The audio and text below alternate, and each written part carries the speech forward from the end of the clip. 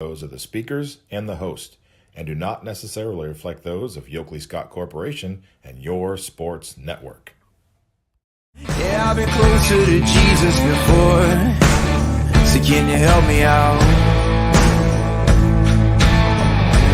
Oh, can you help me out? Am I on my own? Am I on my own? But can you help me out? Am I on my own? Am I on my own? Or can you help me out? Can you help me out? I've been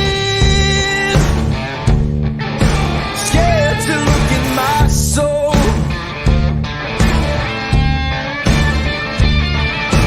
I've been afraid I would follow the road.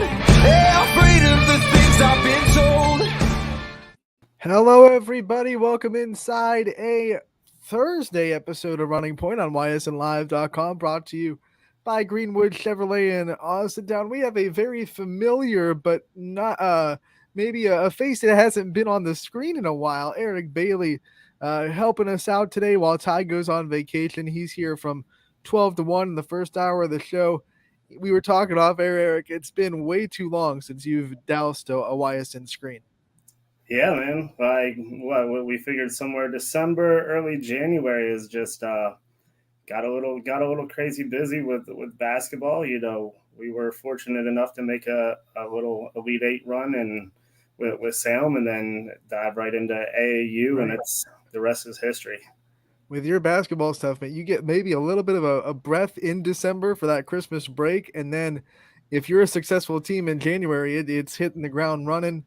It's nonstop. And then if you make that tournament run, like you said, it goes right into AAU. You haven't really had the time to really catch a breath since December. No, it's fun though. It keeps you busy. Right. You get to see a lot of different talent. You know, we're fortunate enough with the league we're in. It's loaded with talent. You know, and then just on an AAU standpoint, you get to kind of pick different talent or girls from schools around here. So getting them to mesh together and kind of always seeing their history and hearing their story and how they do things, it becomes not only a task, but it's just fun and it's a challenge. And then you get to throw them in different situations. So it's fun to watch them mold into a team, especially in such a short amount of time. We're going to dive into everything that you've been up to, but first we do have a couple of recaps to go over, some things that happened last night with teams that we cover.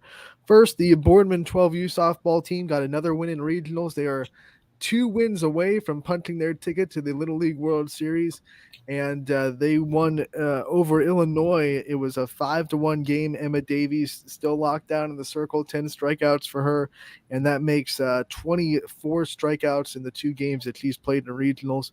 So they are kicking, and they will play Missouri tonight at 4 o'clock in the winners bracket semifinals for a chance to go into the regional finals and be 1 win away from that Little League World Series berth. And then we have Austintown 10U softball. They won the state championship over Poland. EB, this was the 6th time these 2 teams have played in the summer. What is the most you've ever played one team in the span of a summer or a season? Oh man, I don't know if I played anyone 6. There's been a couple teams that we played, 3 or 4, but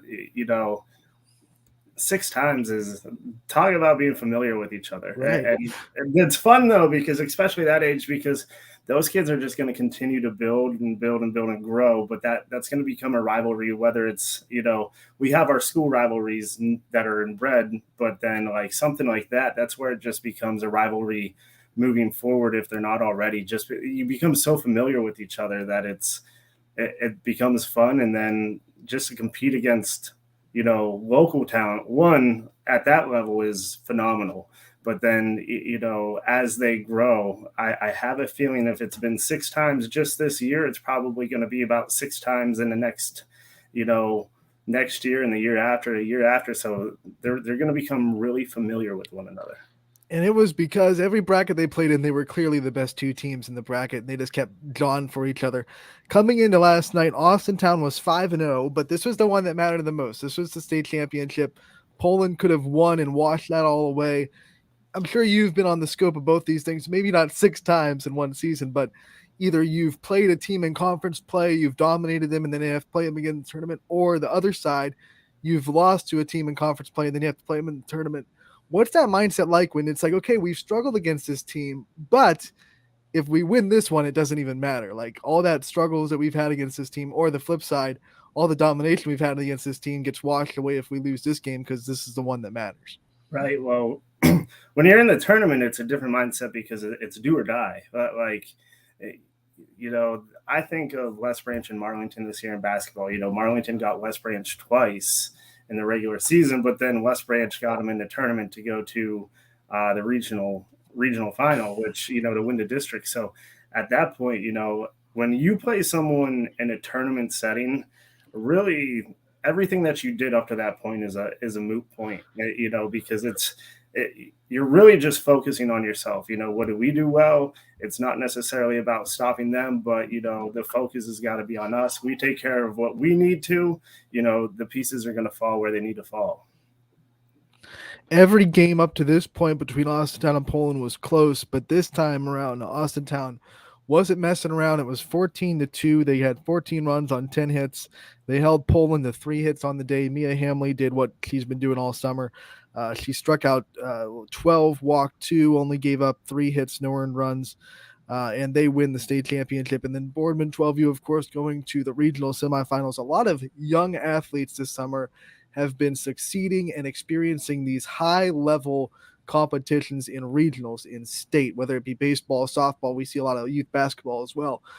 You are very advocative of youth sports. What is an experience like this like for the growth of their development going into these high pressure situations where it's state tournaments, it's regional tournaments, big stages on TV, things like that? Can you put into words what value that does to the development of their skills? I mean, I don't know if you can put it into words, but I think as someone who coaches and who's kind of in that world, not softball but basketball, you sit back and you look at how much talent we actually have in the area, and I really feel like we're still pretty untapped. Like our area is still pretty far behind these other areas. The Clevelands, the Columbuses, just where you have more means. A lot of those places have had community centers or sports complexes to make something year round or get in training. Now they're starting to come, to fruition in our area. So, to see it pay off, those girls, just to get that experience, those moments continue to build on each other. Now, when they get older and they get into high school, I think outside of maybe a state title or a state championship game, to them, I think it just turns into the moment's not too big. Like they're not starstruck. They just show up. It's business as usual. They've already been in these situations. So, I always tell our girls, be cool under fire. And I think for those girls, that's just going to transition and time to come or future games where they're just going to be more composed. And it's got to be such a blessing if someone came to you at Salem as a freshman and said, "Hey, I've already played on TV, I've already played on big stages, I've already played on, national tournaments, and I'm ready for any stage that you put me in." That's one less thing that you have to get them prepared for.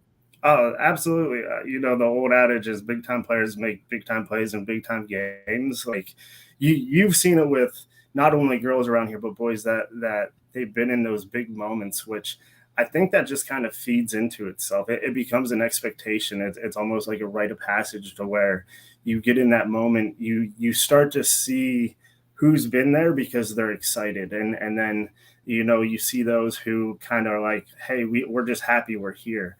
I always told our girls, especially down at Roses this year, don't look around and be, in awe. Don't be starstruck, but tell yourself, like, I'm excited to be in this moment just because that mindset is 90% of the battle for any of those tournaments, especially softball. You're talking not like regional Northeast Ohio regional. You're talking regional. Like you're playing, you said Illinois, Missouri. You're playing different states, not Mahoning County kids. So you don't know anything about these people at all. So that's awesome for them because it's not only going to help them as athletes, but just as people moving forward. There are obviously two sides to everything, though, and there, have you ever seen maybe a negative impact of having a kid, play in that many pressure situations before maybe they're ready mentally, or maybe they're like they get gassed out because they've played in so many big situations, and when they get to high school, they're like kind of like sick of it, or they've played too much almost. I mean, I don't know if they get gassed out. I think in situations like that is sometimes kids try to do too much because they've been in those situations. So instead of like there's a point to where you got to let the game, whether it's softball, baseball, basketball, football, you got to let the game kind of come to you and feel it out. Just you got to get in a flow. And I think sometimes they kids get so used to it that they just try to take it all and do it right away, and it kind of becomes more of a negative than a positive. uh, as far as gassed out, I'm not sure if people really get gassed out. I mean, being in moments like that is fun, whether you're a player, whether you're a coach, just seeing parents or a spectator. It's a special thing. It's just, you know, I don't think you ever get tired of it. It's just how do you handle it? And I think sometimes kids, and it's just because they're young and it's a maturity process to where they try to do a little too much too quick opposed to just letting it all happen. So, like we said at the top, you've been a busy person. You went right from your successful high school basketball season, where Salem went all the way to the Elite Eight, almost right into AAU, where you have had a very successful team this summer with the Ohio Lakers. What have been some of your highlights and biggest takeaways from this summer working with the girls that you've been able to work with?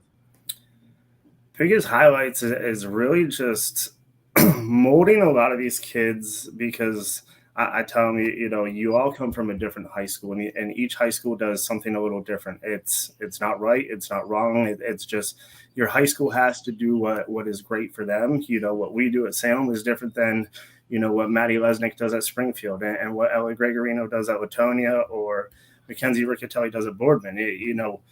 They're part of their system, and that's most important to for them to go back to those systems and programs and be better than where they left the year before. And I tell them all the time, I'm not going to sit here and run a ton of set plays.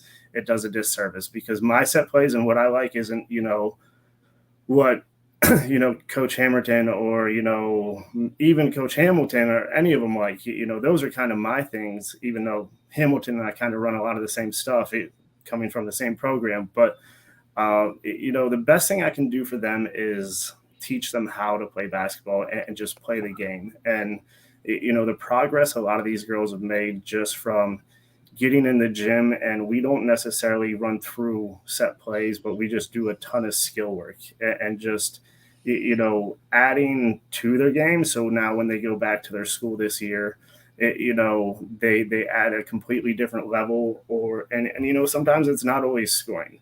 Like I think we were at Run for Roses, and Brooke Shantz didn't necessarily score, and I told her afterwards, I go, Brooke, everyone in the world knows you can score the ball just about whenever you want, but if a shot's not falling, who cares? You're surrounded by a ton of talent right now. And the best thing she did is she honed in defensively, and it's probably the best defense I've seen her play in her career. And I was like, something like that starts to make you expendable because a lot of these girls are down at Roses to get college looks. And I was like, these colleges know you can score. They've seen film. They know your shot. They know your program.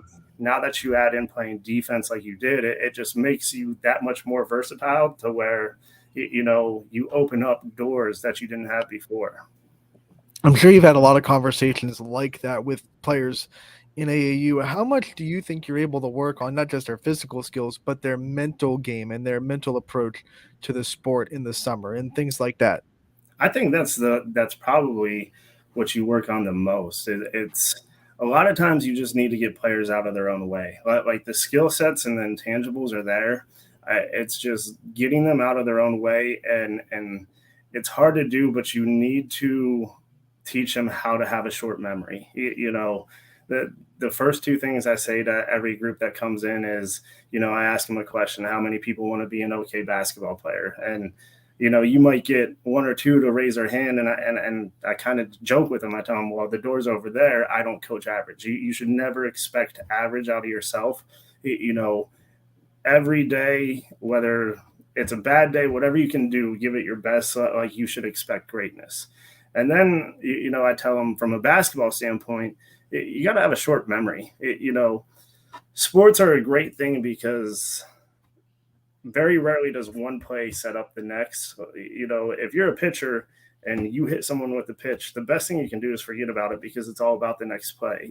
Same thing with basketball players. If you airball 3 shots, but I know you can shoot, like, you got to have that confidence to keep plugging away. The resiliency and the mental part of it, especially in sports, is so big. And, you see all these kids now, they go to these workouts and they do all this stuff and, just the fundamentals, but really part of that is they need to work mentally, on having a short memory. And, when things don't go your way, what are you going to do? I always tell them you have 2 options. You can either react or you respond.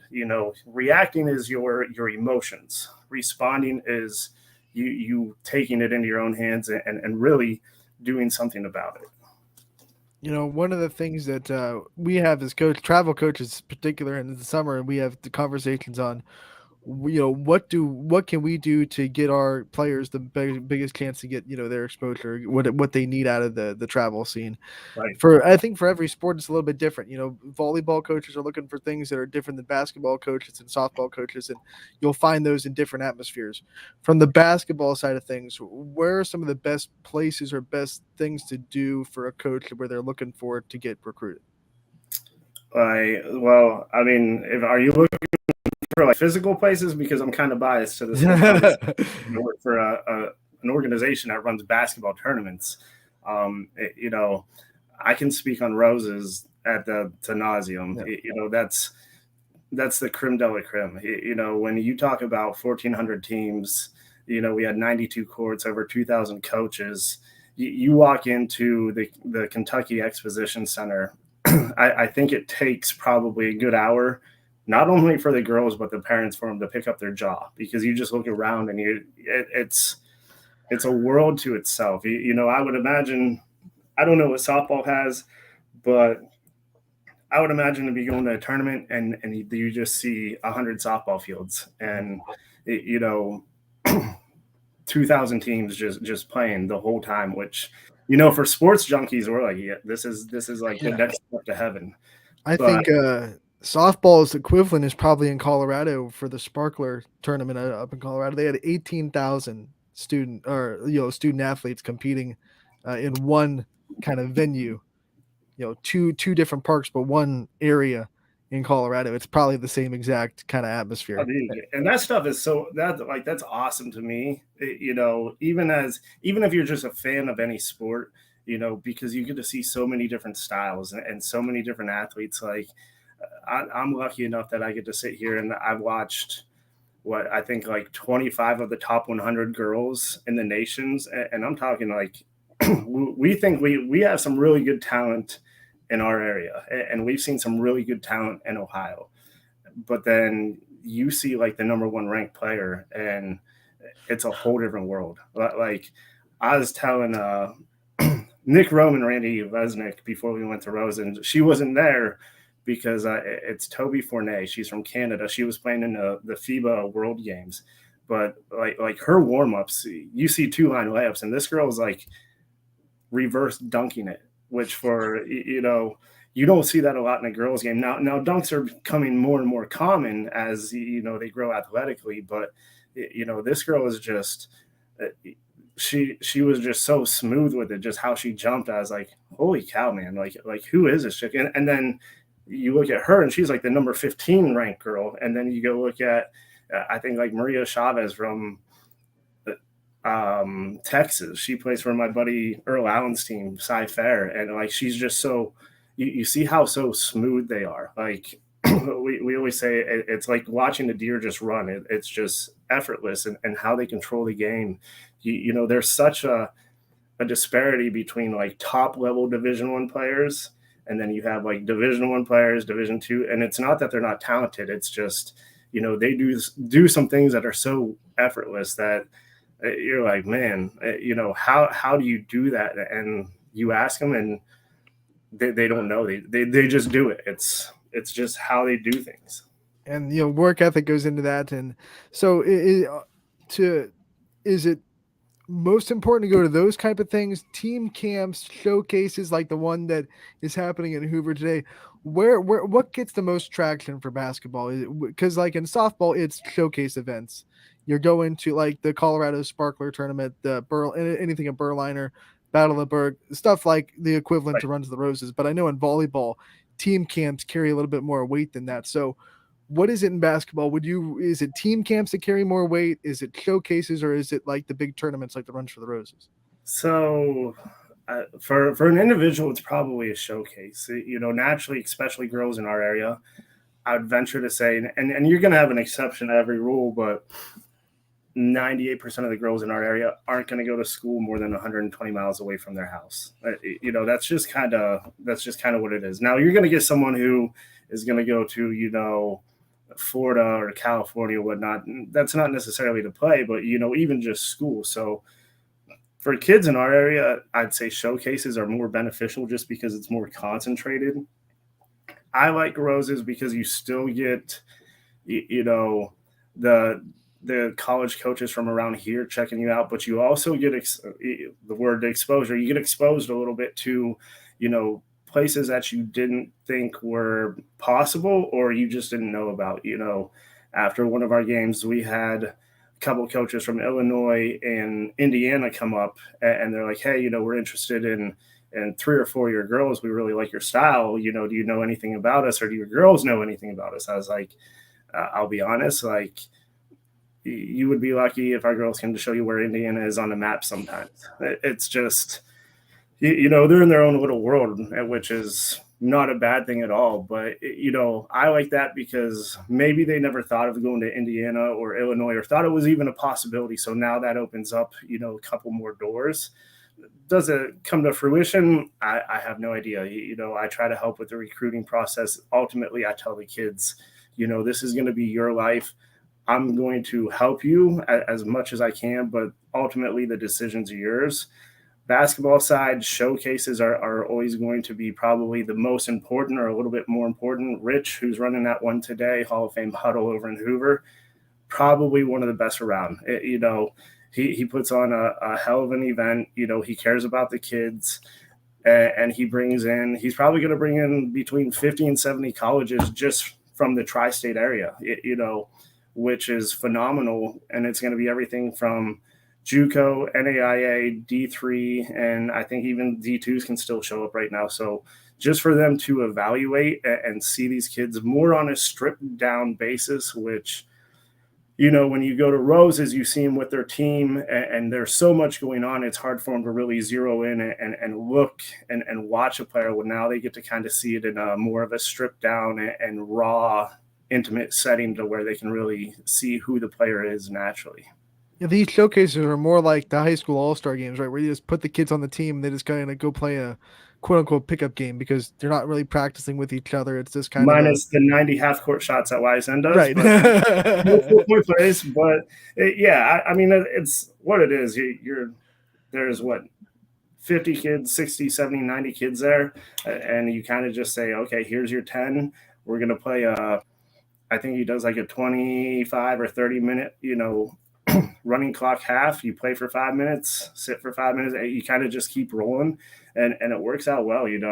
I remember last fall, I think I sent Abby Davidson to one, and she went in and she's like, it was, you just show up and you just play. And that's the great thing, because it's a controlled chaos. You don't have any offense, you don't have any true defense, but you're kind of seeing how people are just in their own state. Because if you think about it, a lot of those kids, they come from a program that plays zone. Well, you're not going to play zone in something like that. It's going to be all man-to-man. And, you get to see who you have a lot of players who are system players and they run a lot of sets. Well, you're not running sets, you're just playing. So you kind of get to see, who a player is, probably the person who benefited the most out of that I can think of. There's two. One, Molly Howard.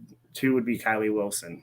Kylie Wilson went to 3 or 4 of it. She's a gym rat. She's a junkie, but she put herself in a position to be, a Marietta commit now, to where I think she's going to go down and, have a heck of a career. Everyone knows she's a shooter, which, around here, she knows when you put her in the showcase, no one else knew that. So when you have a lot of people in that showcase driving and kicking, and she's smart enough and knows how to move without the ball, it opened up a lot of things for her.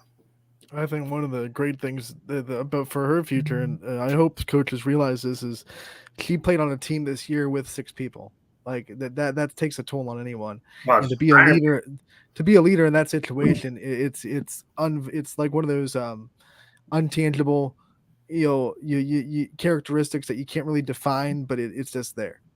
Well, so you look at that team, and they didn't have a losing record, but I think they were like 12-10 or something like that. They probably lost 6 of those games just because they ran out of gas or they got in foul trouble. You had who was it? Darney, Kylie, Williams, and the girl. Fort. Yes, the girl who was smooth. I mean, I loved her game. She's one of those ones. I asked Wilson, I was like, she's only a junior. Does she want to jump on AAU? And she's like, dude, she goes back and she's out of eligibility because how things happen over in Europe. And I was like, man, like she just, I think she was just kind of like the X factor for that team. And they were probably, and this isn't taken away from their other 2 or 3 that they had on the bench, but they were like a solid 6-man away from being an 18-19 win game. They knocked off Springfield. They competed with, all the top dogs in the MVAC, and you had some really good teams in that MVAC. They were just, you could just tell they got gassed, or they ran out of gas a lot of times. Them and Waterloo were in the exact same boat. They were both playing about a 6-man rotation. The only difference is Waterloo had bodies they could put in, and I think that was the difference.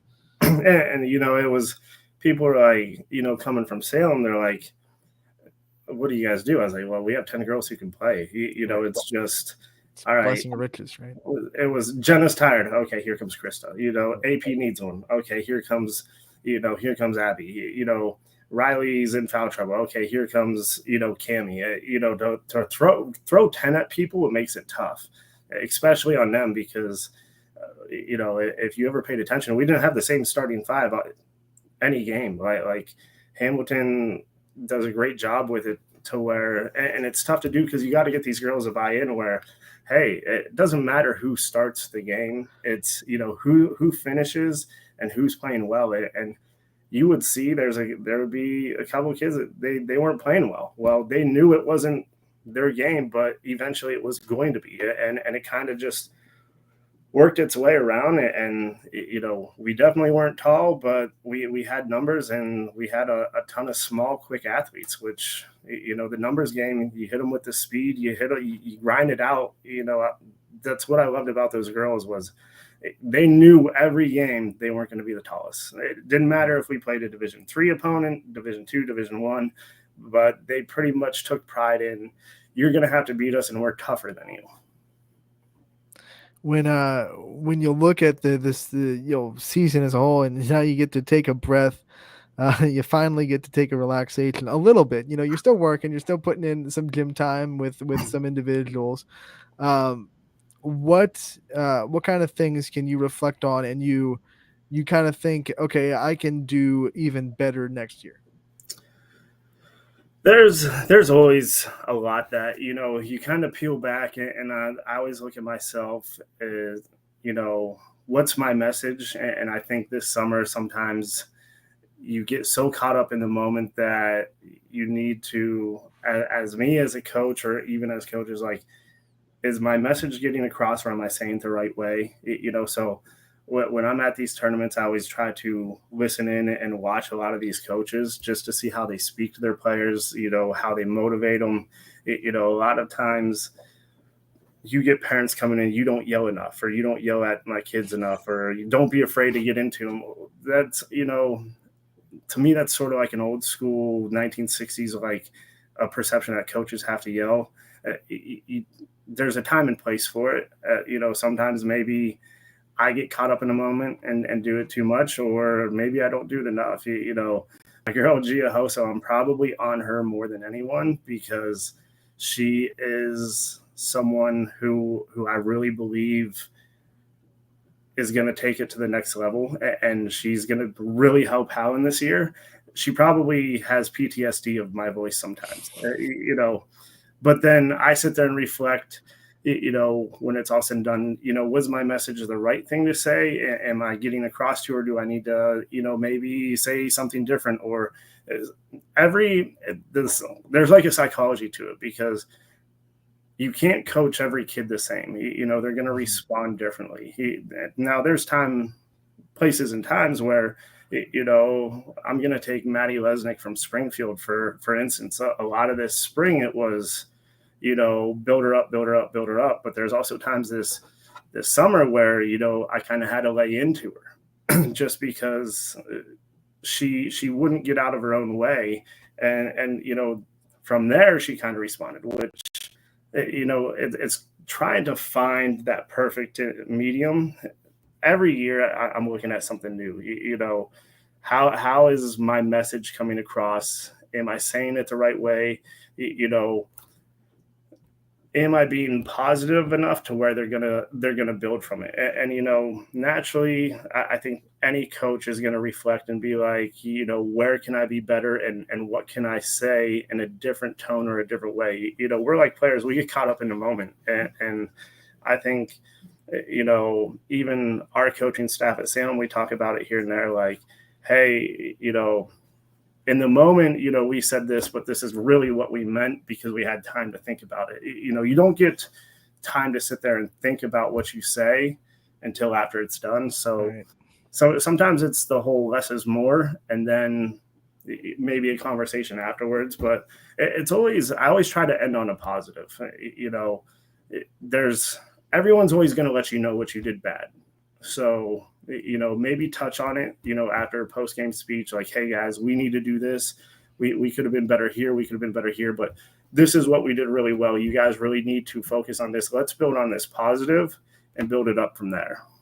Well, Maddie Lesnick was balancing basketball and softball. Saw her plenty of times out on the softball diamonds on the weekends. That girl, I'm pretty sure, I was talking to her the other day. I was like, I'm pretty sure you slept in a hotel for like 6 weeks straight. But like, they were in Cedar Point, and then they went to, basketball camp. Then we're down at Sherrodsville, and then she has, these softball tournaments. I'm pretty sure she took residency up in Columbus for about 3 weeks. Mm-hmm. Then, I drag her down to Kentucky, and she leaves straight from Kentucky and goes back to Columbus. And I shoot her a text. I'm like, hey, we're getting in the gym. She's like, yeah, give me like 2 weeks because I'm back in Columbus the next couple of weekends on top of volleyball. I'm like, dude, you know what? Forget about the workouts. When it's all said and done, take a break and kind of unwind and focus on yourself, because there's so many things going on. My biggest fear with a lot of these kids is burnout. Take August, fall sports starting to amp up. You're going into your senior year or junior year, whatever it is. Don't be afraid to take a day and just unwind a little bit. Like you don't have to do everything in a week span. Yeah, I'm afraid that some of these kids don't know how to take a break. It's almost like you're going here, and I'm like, how are you doing all this? Oh, dude. Like I travel a lot, especially in July. I was home. This is my 4th total day being home since I think like the middle of June, and some of these kids are worse than me, and they're doing multiple things. You figure they have a basketball open gym, then a volleyball open gym, and then you go to a summer league, and then you're prepping to go to like one of these camps or a shootout, or I know we just did through our office a volleyball camp up in Cedar Point, which was like a 3 or 4 day thing, and sometimes I look at it, I'm like, man, I'm exhausted. And I know, some of these teams, some of these players I've seen for like 12 weeks straight. And I'm like, look, I love you all to death, but like, I don't want to see you for at least another month. Man, we are so excited to have you back. You'll be helping us out with our football coverage. So we're going to take a break and we'll bring you back and we'll talk about fall sports for a little bit before we let you go on the second hour of Running Point. So we'll be right back on Running Point, brought to you by Greenwood Chevrolet in Austintown. Why choose local? Because you live here, work here, learn here, relax here, and celebrate here. 21 WFMJ is our Valley's only locally owned TV station, and our focus is local. Other TV stations don't have that same focus, as their owners are somewhere else. But 21 WFMJ is rooted in the Valley. Local people making decisions that affect your life, right here where you live. When looking for home design inspiration, don't just be inspired, be Baird inspired. Whether new or remodeling, Baird Brothers has the latest trends like shiplap to refresh your home. Go from inspiration to installation with our wide selection of in-stock American hardwoods.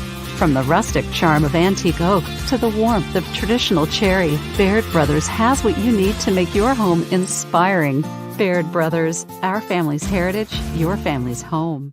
Hi, I'm Colin Chupa. And I'm Kelsey Clem from K-Squared Marketing. Our boutique marketing firm specializes in media planning and buying, public relations, event marketing strategies, and strategic sponsorships. We can integrate our services with your existing game plan, or we can be your entire marketing team. Your goals, our game plan. Let's win together. Call K-Squared Marketing at 330-623-2730 or visit ksquared.marketing to learn more. Change. This one word can make you break out in a cold sweat. But with change comes wisdom, experience, and understanding. At Myers Family Insurance, we can help make changes in Medicare, insurance, and retirement a positive experience for you and your family. We've gone through changes, like our new office and new faces to help our family of clients too. For all your Medicare needs, call Myers Family Insurance. Check us out online at myersfamilyins.com or find us on Facebook. Welcome back to Running Point on ysnlive.com, brought to you by Greenwood Chevrolet in Austintown. Anthony Hartwig, joined by Eric Bailey today. Ty Bartell is en route to Tennessee. He'll be back with us tomorrow. Eric, we are officially 3 weeks away from football season, and I know you haven't had any time to even think about football, but it is the only season where we get you on the mic, which is very exciting to have you help us with football. One, I don't think we ever asked, like, what were your takeaways from last season? What were some of your favorite memories from being on the mic for football last year? Oh man, I mean, there's so many different things. Like, I like being able to call a couple of Columbiana games. Obviously, being a Columbiana grad, I got to do it with Hoppy or Hoppinsies, which I got to watch him kind of grow up and play. So it's always fun to hop on and do something with I guess an alum that you're both, from the same school, and we both played under Coach Spate. So just seeing the familiar faces and I don't even know half the kids in Columbiana now, but just seeing how they kind of carry on the legacy of coming to football. It's a rich football tradition, but also probably one of the favorite memories was watching some of the Springfield games. I got to do, I think, two of their games. One was up in Geneva, which that was a haul, gorgeous stadium.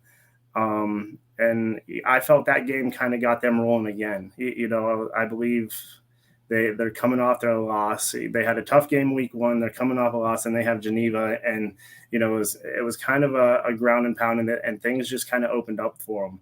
And to see a team like that, what they did it's special. I don't want to say it's uncommon, because you do have some juggernaut teams, but in this area, Bo Brungard is probably a once in a lifetime player, and he's one of those athletes to where it was more than just football. He carried it over into basketball and track, and now he's going to take it, with Coach Phillips of YSU. And I don't know where he's going to be at on the field up there, but just his level of competitiveness and his drive, and what Coach Guerrero did there, what they lost 3 total games in like 4 years, or 4 total games. Like it's something stupid, but it's also something extremely special. And that's a school, and you always heard a lot of the homegrown.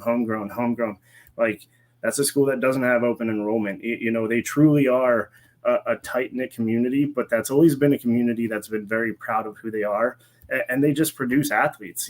I always feel like people will be like, well, Springfield lost so and so, they're going to have to replace this. And next thing you know, 10 weeks later, here they are, looking to make another push. Those were probably the 2 moments of getting the call, but just seeing the talent that this area had in football last year, and I feel like we're going to reload again. You had a lot of 4-6 teams that could have been easily 8-2 teams, and sometimes that came down to injuries or just the team made a better play. And I think we're going to get to speak to someone here today too, but like they were maybe 4-6 last year, but very easily I think of those 6 losses, 4 of them were by 7 points or less. That's a one-play game to where maybe they're missing a player, or maybe the ball just doesn't bounce their way. Sometimes it's good to be lucky, but just a favorite moment is just really recapping everything. We all go back to HQ and just kind of, hey, what did you see? Did you see this? Let me tell you about this play. Let me tell you about like just those things that make it special, because that's generally something you don't hear until it's like through the grapevine, throughout the community. Now you're kind of like bringing all these communities together, and we all kind of jump in on our own teams and take pride in it. And we get excited to go call those games. It's just a fun, not only 10 weeks, but, hopefully for us, 14, 15 weeks to where we really get to behind all these schools and watch them grow throughout the season. You talked about Springfield. They're one of the teams, and there are a couple of teams in the area that are going to be in the same boat that are replacing a lot. And they're on that fence where they're going to prove whether or not they were just good because they had the good class, or if they have a good traditional football team that's a traditional program. You're a part of a Salem basketball team that has built a tradition of excellence and success. Different standards of success with district championship games, regional finals last year. You're not always going to get to the peak of tournament play, but Salem's always, relevant per se. Springfield, they're on that spot where they can either prove to themselves and everyone else that they're a traditional program and they built a tradition of success with that class, or they can't. What do you think is the difference in this kind of pivotal year of making that happen? For Springfield, obviously they have questions. You're taking arguably one of the best players ever come from their school, and now it's going to be who steps up, and maybe it might not be the quarterback position, but you start to fill in different roles. What do you return? Do you have a good wide receiver? How do we get the ball in their hands? Fortunately for Springfield last year, even year after year after year after year that they're replacing a lot of talent, the ball was always going into Brungard's hands. Well, now you have some questions, and what I like about that, and I don't know who their quarterback's going to be. I don't know if Coach Guerrero knows who their quarterback's going to be, but what they've learned throughout the past couple of years is such a high drive and a standard of excellence to where how do we get the ball in our best playmakers' hands? And maybe they have to simplify some things. Maybe they break it down and they just keep it simple and they can't get cute and fancy. Those players have an expectation, and it's to win. And I don't care, what the past is. When you have that expectation, and everyone comes together as a team, you're pretty tough to beat, because now you don't care who takes the credit. And that's a good thing about football is, you have 11 guys on offense and 11 guys on defense. It's generally the team who has the least amount of ego and just one common goal who wins 90% of the time. So, I think, they have some big shoes to fill in, but they also have not only a pedigree, but they have an expectation to be great. And that's just going to carry over. And, maybe they don't go 10-0, but they go 8-2. And that might not be, their standard. They want to be 10-0, but to follow that up, and there's going to be a learning curve. So they're going to have to learn how to win in certain positions too. I imagine one of the big overarching messages is you are not last year's team. Like, do not try to define yourself by what last year's team was. Right. And I'm sure you've had to have that conversation. You're probably going to have that conversation this year with your Salem basketball team. Like, you are not last year's team. Last year's team set the bar and set the standard for excellence, but you're a different identity. I think they're going to have to drive that home. Right. Coach Hamilton actually said much of that this summer. We went to a couple camps. And we went up to Cedar Point camp, and man, we got our butt kicked by St. V's. St. V's kind of did to us what we did to teams last year.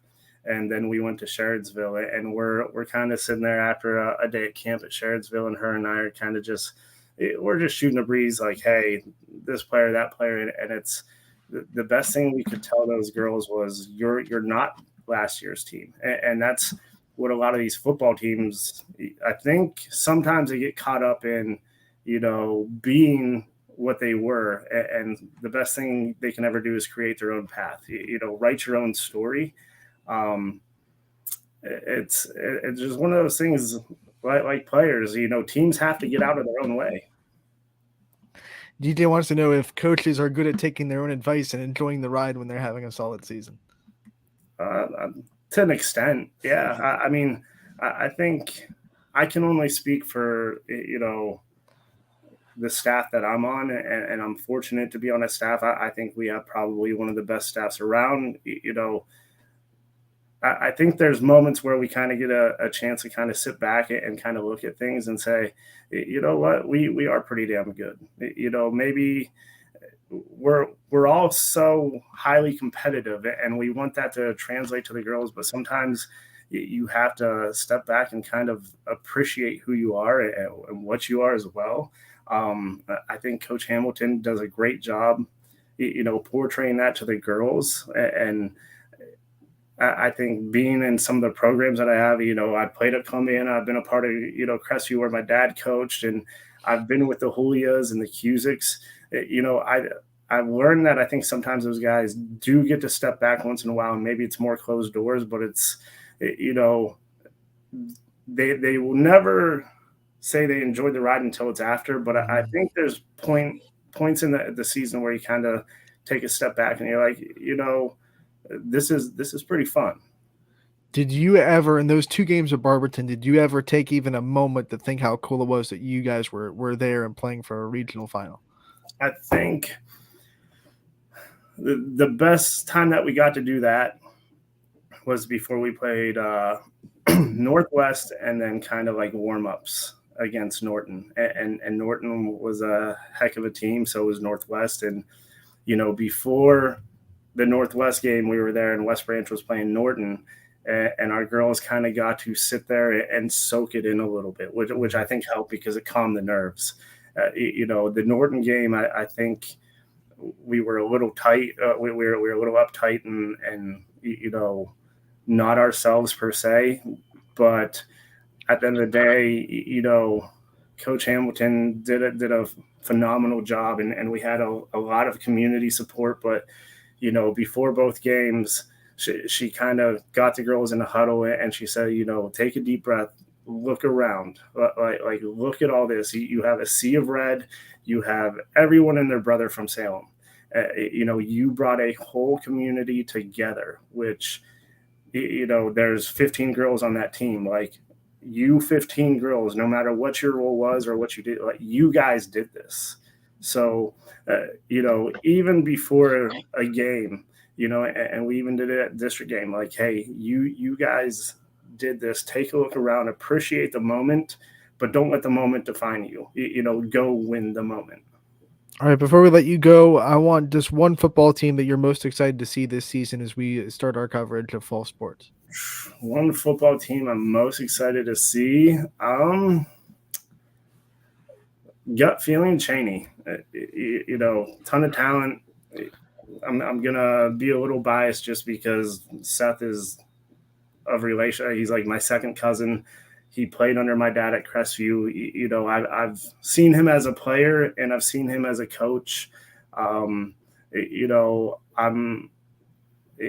Cheney kind of took him under the wing with who was Coach Emil when he was there, and that's kind of where he established some roots back in Ohio coaching when he came back from North Carolina.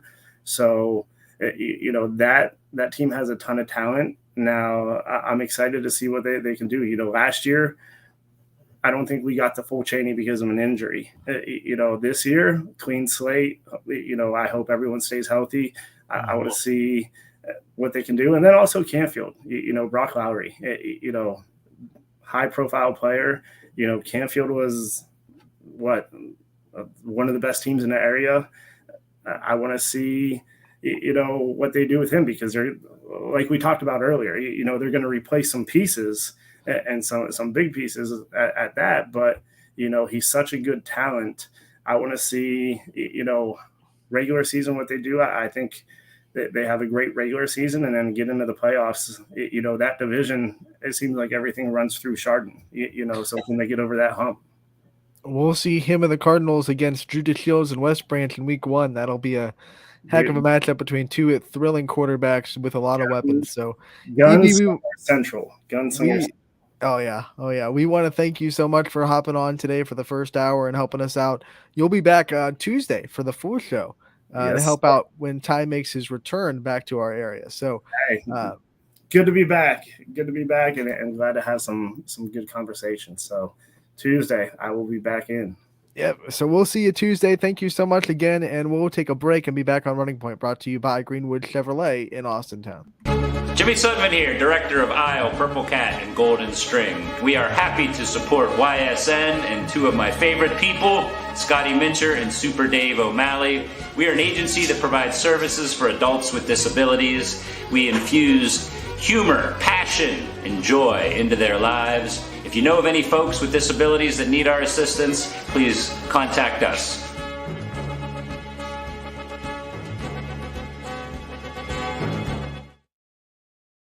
How lucky are we to have not one, but two 18-hole Donald Ross Championship golf courses right here in our backyards. Mill Creek Golf Course was selected by Golf Week as one of America's 30 best municipal courses, continuing to challenge golfers of all levels and featuring PGA professionals, golf instruction, a players' rewards club, kids programs, and a pro shop and grill room for a memorable golf experience.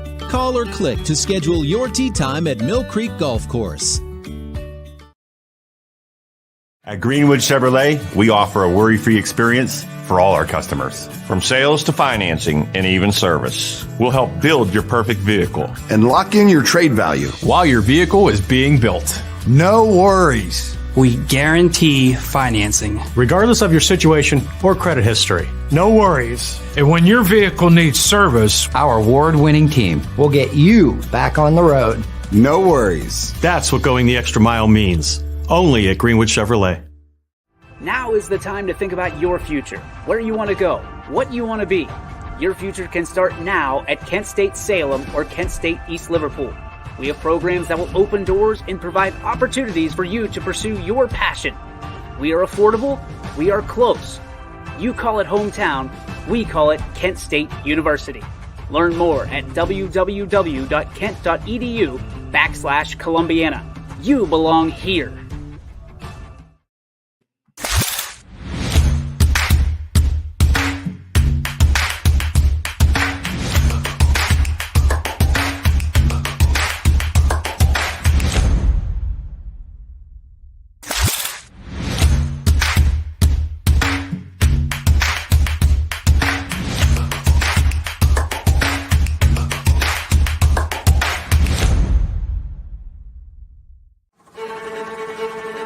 Reliability,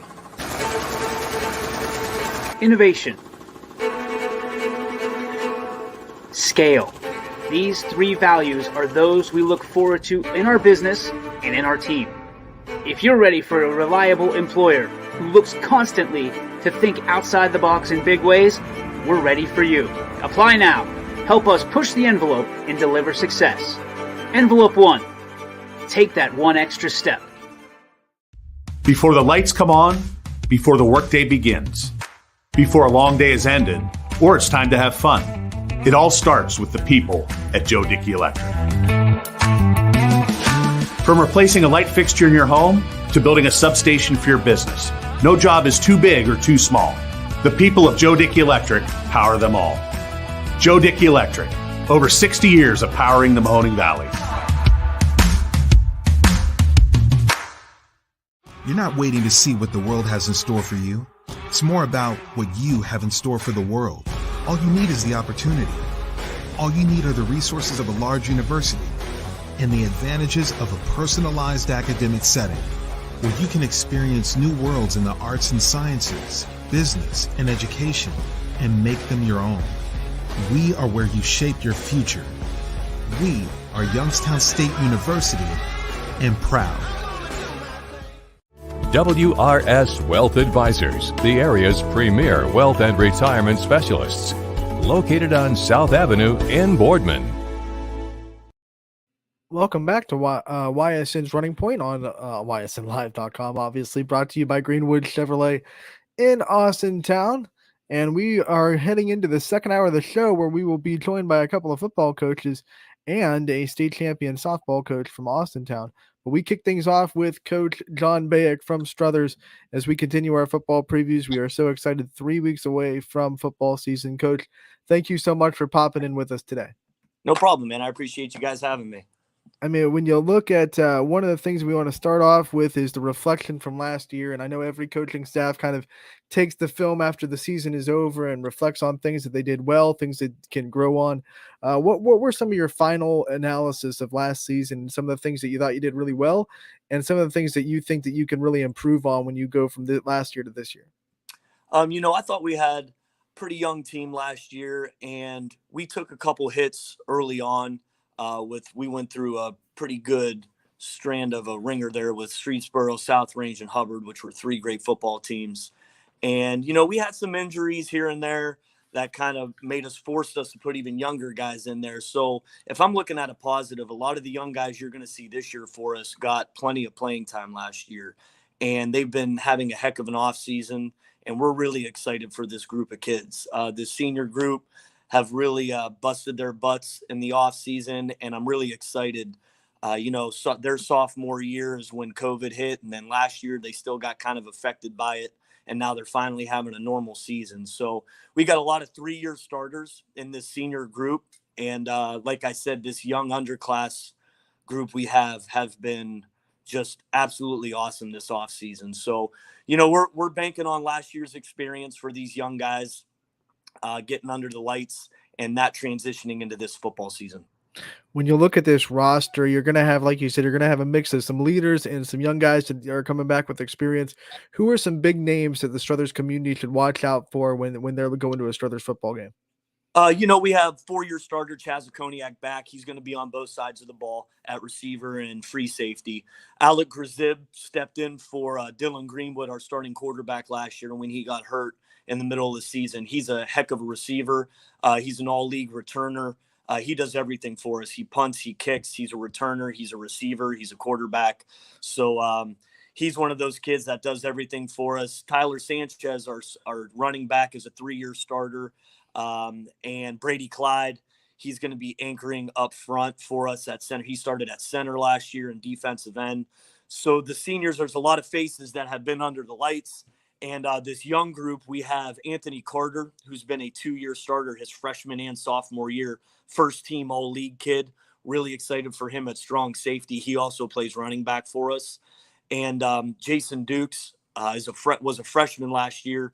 He stepped in at free safety towards the end of the year when we needed him to step in. And we think he's going to be real special on the defensive side of the ball as well. So we got a lot of young guys who are going to step in for us. We have Nico Farina, senior, who is also 3-year starter at corner. So we got a lot of guys. Our secondary is pretty much all back, but the defensive and offensive line is where we need to fill some spots. We know in a football locker room, you need those vocal leaders. You need the people that are going to stand up and speak out with the team. Who do you think are going to be some of the players that really you can lean on for that, and it will be vocal leaders in this locker room? Our kids voted for captains a few weeks ago, and it was unanimous decision. Brady Clyde, Aiden Isabella, and Chaz Okoniak, they're 3 seniors. We're really going to look to them to be our vocal guys to lead the team.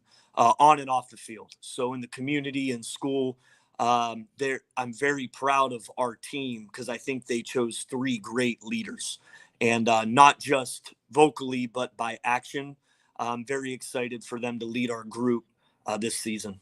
And as a coach, when you kind of look at a kid and you can define whether or not he is leading or he is a good leader, what kind of characteristics do you look for in a leader of your team?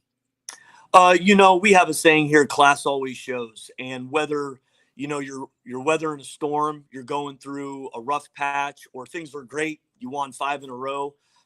You need to understand that class always shows. You need to have humility when you win, and you need to be able to get through adversity when you lose. And I think those 3 kids, I think that is the epitome of a leader.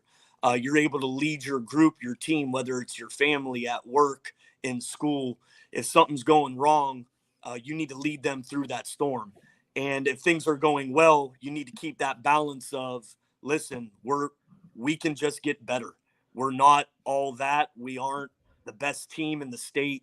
We need to keep getting better. And I think those 3 guys portray those qualities of leader very well. You've been with this program for a while. You've helped to build their identity. When someone asks you what the identity of Struthers football is, what would you hope that your players would say, and then what would you say as well? We want to be known as number 1, the hardest hitting team every week. We want to be physical week in and week out. And even if, we might lose a tough one, we want them to feel that they played Struthers on Saturday morning. I think in high school football, the most physical team usually comes out on top. So we definitely, tell our players that when we enter that field, we're all business. And whether it's practice, whether it's a game, whether it's a scrimmage, we try and be that most physical player that we can. And, we really, this year, our slogan this year is trust the climb. And we really emphasize the us in trust. If we can all trust each other, if each player can do their job and we can trust each other to do what we're supposed to do as a coaching staff, as a defensive player, as an offense and special teams player, that is the Struthers player we want on the field. If we can trust you and you trust us to put you in the correct position, and you're not worried about yourself, the touchdowns you get, the carries you get, the catches you get, if you are worried about the team, that's the kind of player we want on our Struthers football team. And every coach knows that's not always the easiest thing to have a kid have that mindset and try to drill that home. I'm sure you've done a lot of things in the off season and in the summer that have built team chemistry and built team trust. What are some things that Struthers program does to kind of build the chemistry and build the trust within the team? We really emphasize our senior class. We had a senior day this year. We haven't done that before. And we had a college coach come in and a college player come in and talk to them about the importance of being a leader and being a great teammate. And we will continue to have those senior days every year. It was a great day. The coaching staff and the seniors spent the day together. We went out to lunch, and it was just a great bonding moment for the coaching staff and the senior group, because we are going to lean on the seniors every year, whether it's a 20 senior class or it's a 8-person senior class.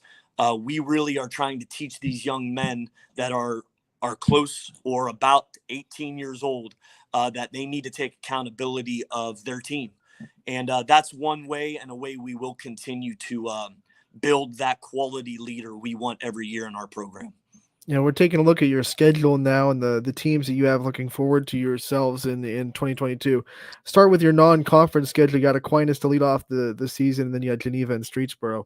What kind of goals are you setting as a team during your non-conference schedule to kind of prepare you for this NE8 play? You know what? Every week get better. So, we're going to enter week 1 thinking about week 1, St. Thomas Aquinas. We're not thinking about anything down the road. I know that's cliche, but our goal every week, we're going to have another young group this year.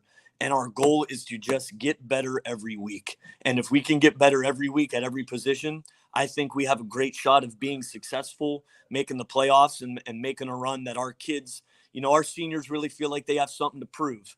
And I'm proud they have a chip on their shoulder like that. So our goal out of conference is to make sure we start week 1, and by week 3, we're a better football team than we were when we started. And when you look at this NE8, I think it's the same story every year. There's a lot of really good teams in this league, and you're never going to have any kind of week off with the NE8. What's it like playing in this, and what do you expect from it this year? I love the league. I think it's a great league. All expectations are always high. We want to be talked about in that top 3 group. Last year everyone was talking about Hubbard and South Range and Poland. We are going to be in that conversation. That's our goal. And like I said, I think it's a great competitive way to get ready for the playoffs. And it's just one of those, like you said, week in and week out, you don't have a break. So it's one of those things where we got to stay healthy and we got to maintain the goal every week. We can't look forward to South Range. We can't look forward to Girard. We got to focus on who we have that week. Not every high school team has the benefit of having a conference like this, getting through it, going through it, and playing these teams. How much does it prepare you for postseason? It's a great preparation, especially having Poland week 10. That's because they're usually in the mix in the playoffs, and it's a great even early on. I mean, we're testing ourselves. We scrimmage West Branch and JFK this year, 2 teams that made great playoff runs. So we're really testing ourselves at the very beginning, and jumping into our conference after Streetsboro, it can't do anything but help us. So I'm glad we're in this league. I think it's a great league, and I hope it continues throughout the years. Now, as we transition into August, a couple weeks before week 1, what are going to be these teams' focus for the month of August and the last couple weeks of practices and scrimmages to be as ready as possible for week 1 against Aquinas? Just studying and experiencing, practice the playbook. I mean, that's like I told you, we got, some spots where we are very young. So it's just repetition. So these next 2 weeks, we're going to find out how physical we are next week when the pads come on and we start hitting full go. But, right now we're just focusing on, every coach is focusing on their position, getting better and learning what they need to learn before week 1 gets here. All right, like we said before, you have been in this position for a little bit. This is you've been in this program for a while. What keeps you coming back? What do you love so much about coaching these guys and coaching at this school? I told the interview committee when I interviewed with them for this head coaching job that if there's one thing that stands out about me is you won't find anyone that cares more about Struthers kids than I do. Whether it's in school, in my social studies classroom, or it's on the field, or any sport, or anything I'm coaching. I really do truly care about these guys and everyone in that school, and that's what keeps me coming back. Every coach has their reasons to hang it up, or maybe head coaching isn't for them. They want to go back and be an assistant. But coming here every morning and the way these kids work this year, I couldn't ask for a better group of kids. I'm so excited. I'm so happy to be here.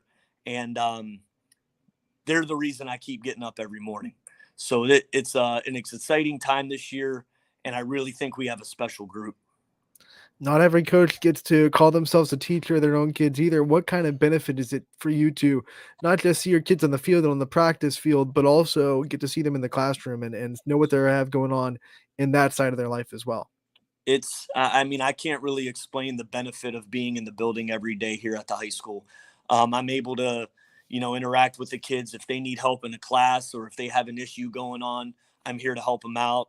And they know that. And I have a few coaches in the middle school that are on my staff that help out in the middle school, which is great for the middle school program. It's just a great benefit to they're constantly seeing coaches. And that's really important, especially in football, when we're out here making sure our kids are doing the right thing in the classroom and on the field. One thing I want to ask, because you said you were a social studies teacher, what's your favorite part of history to teach? Well, my favorite part of history is the Revolutionary War, but unfortunately I don't get to teach it. But, the kids love World War II. So that's just fun for me because the kids are so engaged in the classroom during World War II. So that's probably my most enjoyable part of American history to teach because they enjoy it so much. DJ Oakley wants to know how important 7-on-7 scrimmages have become for your program. You know what? We've actually kind of slowed down on them a little bit. we've had a few this year, but I think it's more of a benefit for our defense, seeing different offenses and getting lined up and those kinds of things. We do have 2 young quarterbacks this year that they've benefited extremely this year, but I'm not huge into going like to different colleges all day with these 7-on-7s and trophies getting handed out. I'm more of a let's focus on coaching. Let's get a couple kids or a couple teams maybe come to our place, or 2 or 3 teams at another place. I think you lose out on coaching and teaching your kids when you go to these big 7-on-7s. And we want to slow things down at 7-on-7s, and we want to teach. It's June and July. I mean, our kids are just getting on the field for the first time. So I like the 7-on-7s when it's a controlled, slow moving 7-on-7, so we can actually coach and teach our kids what they need to learn. Who are some of your biggest coaching inspirations, in the coaching world? Obviously my father I've been watching him since I was little, and he really has taught me so much throughout the years on how to be a great head coach that has nothing to do with X's and O's. And I'm very fortunate that I have coached with and played for tons of amazing coaches in this area. Gary Zetz was on our coaching staff when I played at Hubbard. Mickey Sikora, I coached with at Camel. I learned a great amount from him. Kurt Kuntz was generous enough to hire me and then make me the defensive coordinator. He really helped me make a step forward in my coaching career by helping me become a coordinator. So there's just been so many guys that have really helped me out throughout the years. And like I said, I'm very fortunate to play for and coach with so many amazing coaches that have a name in this area. Coach, before we let you go, we like to give every coach in the preview to the chance to, shout out their assistant staffs and all the people that help them make their program great. We know the coaches get the interviews, they get the limelight, but we also know that they have great help behind them. So I want to give you a chance to shout out all your assistants and your coaching staff. That's awesome, man. I appreciate you doing that. I definitely couldn't do that without these guys. Coach Bud McSuley has been an unbelievable help. He helped me when I was a defensive coordinator, and he's also helping our defense and offensive line this year. Mike Maeda is our defensive coordinator. He's done an amazing job with the defense, and we're progressing every year with trying to perfect the little things on defense. Coach Lou Mateo does our special teams. He does a great job with the weight room. He's my weight room guy. He puts in 24/7. He's here. Anything I ever need, he's here. Obviously, my dad, Jeff Bayek. I've never seen a guy care more about kids when it comes to outside of football. If we need someone to get tutored, if we need someone to get picked up for school or for practice, he's always willing to do that for us. And, my middle school coaches I talked about, Coach Mike Mascola and John Pascarella, they really helped me out in the middle school with all those things. And Coach Brad Clyde, that's our Brady Clyde, that's our center's father. He's always willing to do whatever we need, whether it's picking up lunches, cleaning clothes. He's always willing to help us out. I mean, we just have a great group of guys that really help us. And Rod Greenemeyer came over with my dad from JFK, who I would put him in the top 3 offensive line coaches in this area. He has just done an amazing job, and he actually coached me as well when I was at Hubbard when I played. So we have a great group of guys. It's just, like you said, you hit the nail on the head. Definitely couldn't do this without those guys. So I appreciate you letting me give them a shout out. Always, Coach. Thank you so much for giving us your time and helping us preview Struthers football. We look forward to covering it all season. We know that we're going to talk to you again real soon. Thanks, man. I appreciate it. All right.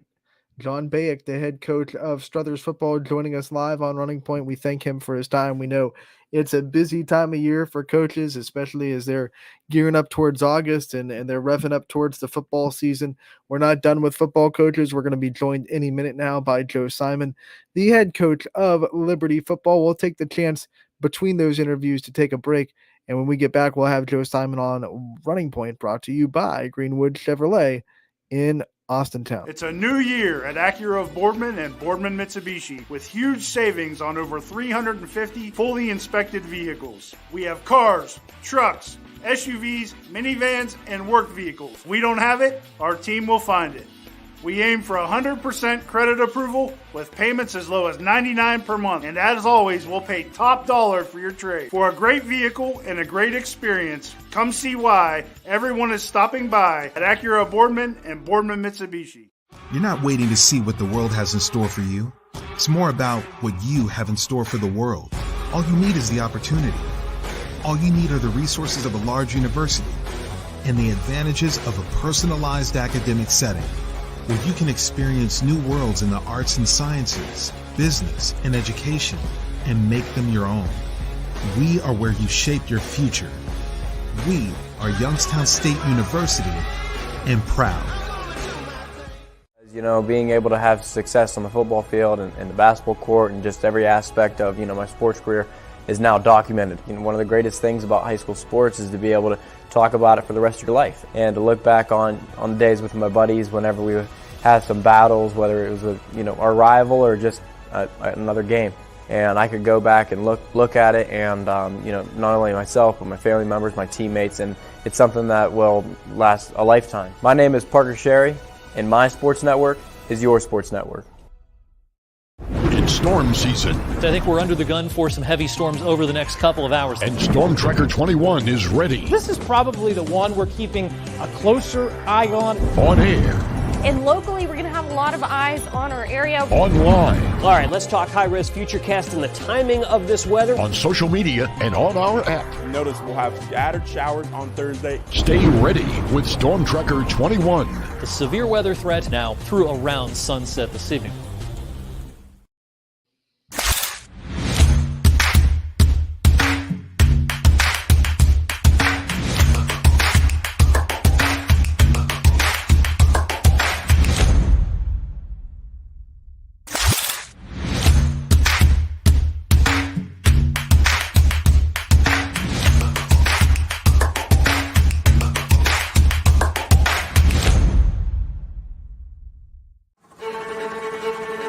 Reliability,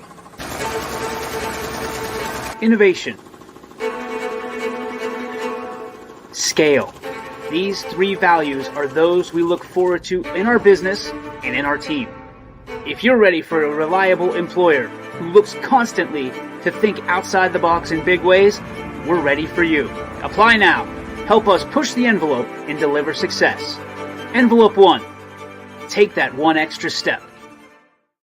Before the lights come on, before the workday begins, before a long day is ended, or it's time to have fun. It all starts with the people at Joe Dickey Electric. From replacing a light fixture in your home to building a substation for your business, no job is too big or too small. The people of Joe Dickey Electric power them all. Joe Dickey Electric, over 60 years of powering the Mahoning Valley. You're not waiting to see what the world has in store for you. It's more about what you have in store for the world. All you need is the opportunity. All you need are the resources of a large university and the advantages of a personalized academic setting, where you can experience new worlds in the arts and sciences, business, and education, and make them your own. We are where you shape your future. We are Youngstown State University, and proud. 21 News delivers the news as it happens, using the latest technology from where it happens. Live here outside the Mahoning County. On air, online, Wednesday afternoon weather update. Very dangerous. and on the 21 News social media platforms. I'm on the road right now. 21 News, the Valley's only locally owned source for trusted news since 1953.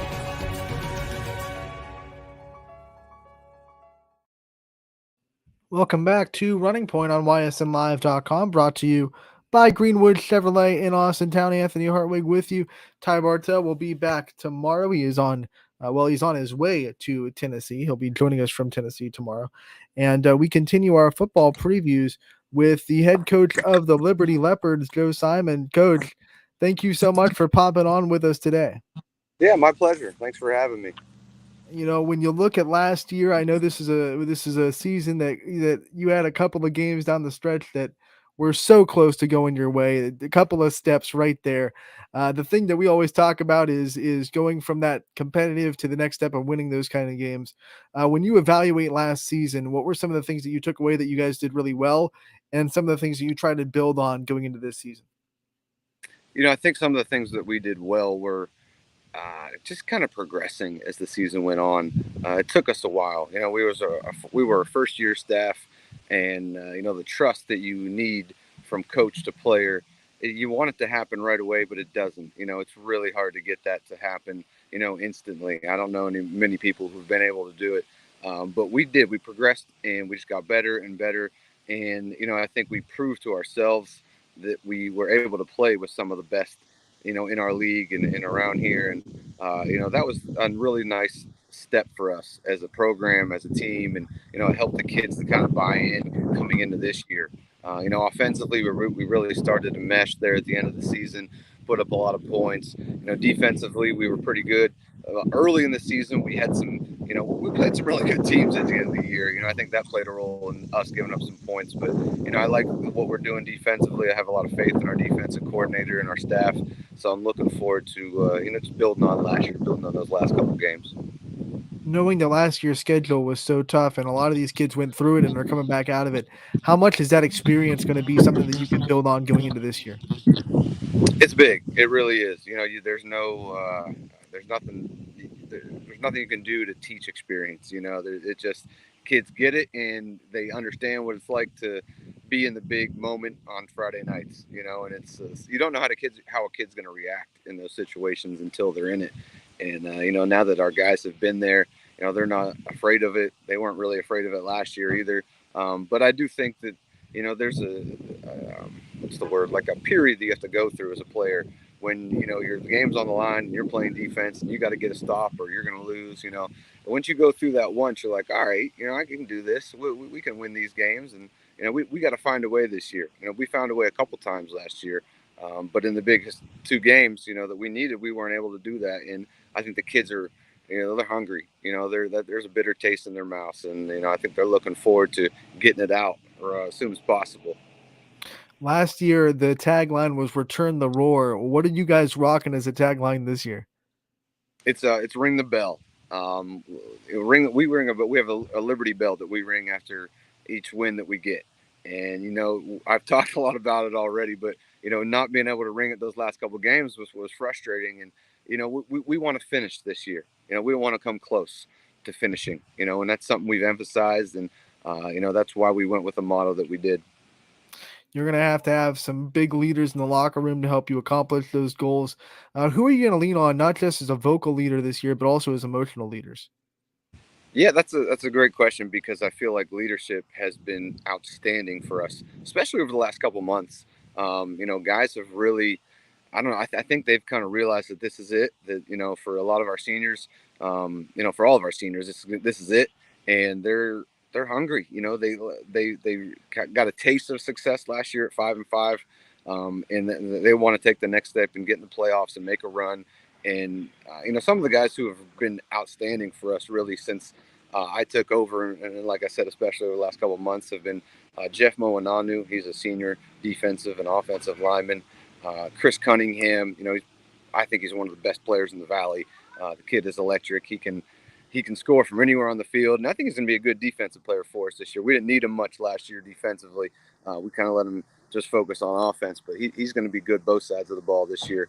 A kid named Colton Whippercott has been a fantastic leader. He's there every single day, working hard, showing the guys, how to do it, the right ways to go about it, to stay after practice, to come early, to put in the extra work that's needed. Daryl Brown has been an excellent leader for us. He's a senior to be, and he's a running back and linebacker, and I can't say enough good things about him. The attitude that he brings on a daily basis. Thomas Easton is another kid. He's a senior defensive and offensive lineman who's done a great job. And Jaden Taylor. Jaden got hurt last year right before the season started. I think 2 days before it started, he broke his collarbone and ended up missing the entire year.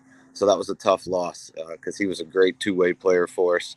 Who am I missing? Dwayne Moody, really good player, receiver and defensive back, who's done some nice things for us already. And Derek DiMattia, he's going to take over at quarterback, and he's also a great defensive player. Who he was a captain for us last year, and he brings a lot of the experience that we talked about. And he leads by example, and he's vocal, and he's a great all-around player and person. Last year, that Return the Roar tagline got a lot of Liberty alums and a lot of legends of the Liberty past really excited about this program and kind of rejuvenated of their, support of it. And I know you brought a couple of alumni in to talk to the team last year and to kind of show them what the standard was for their success. How much now, when you look at the whole season, how much did the alumni, backing this program and getting back to it, being excited about it, really propel you guys?